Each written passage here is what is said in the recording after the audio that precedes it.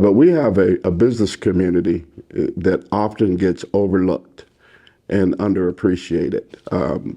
We deliberately wanted to change that and be business friendly. BusinessJournalDaily.com 3 Minutes With is brought to you by Farmers National Bank. Save, borrow, and invest with Farmers.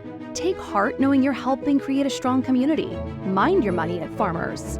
Talk directly to local decision makers about your loans, investments, and insurance. Farmers, fiercely local, fiercely loyal. I think when you look at over the 40-year period, we used to be a city with 68,000 residents. We have right now close to around 40,000, and I'm using round numbers. So that caused in and of itself a lot of other challenges with housing stock, vacant houses, and the like. So that was sort of devastating on a lot of things. But even when we lost those jobs and that money, it didn't shrink the number of roads we have to plow and maintain. It didn't shrink our parks. So it didn't really cut our challenges. It increased them because we were doing it with less. Obviously, we have to continue to build upon some of the accomplishments that we've been able to enjoy. And that lies in the field or the space of economic development.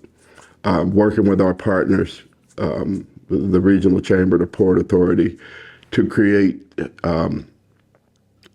these special joint economic development districts, which allows us to use our assets to help incentivize job creation. And we're doing that as we speak with Howland Township and Warren Township with the Kimberly Clark Project.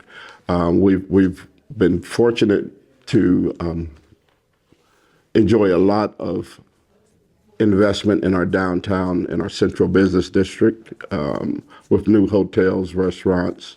We're working on some projects right now that should even enhance that and build on that momentum. But those are record changes in terms of the number of businesses that are downtown, particularly on and around the square. There was a time when there was probably, I would say, 30% of those spaces vacant. They're now we have some living residents down there, and all of the storefronts are pretty much full. I'm extremely optimistic. I have to be. I believe in the citizens of Warren. I know that they're our greatest asset. But we have a business community that often gets overlooked and underappreciated.